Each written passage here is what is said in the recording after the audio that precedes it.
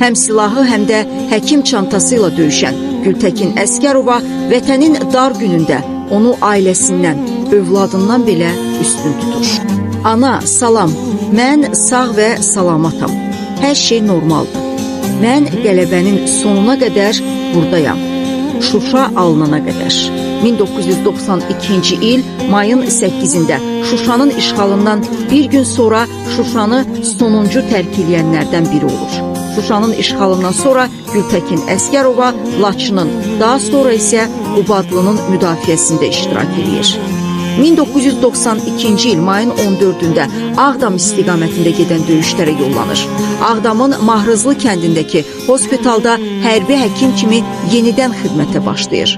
Aranzəmin yüksəkliyinin ətəyində onun tibbi xidməti üçün yer ayrılır. Atəş səslərinin gücləndiyini eşidən qəhrəman həkim yaralı əsgərləri xilas etmək üçün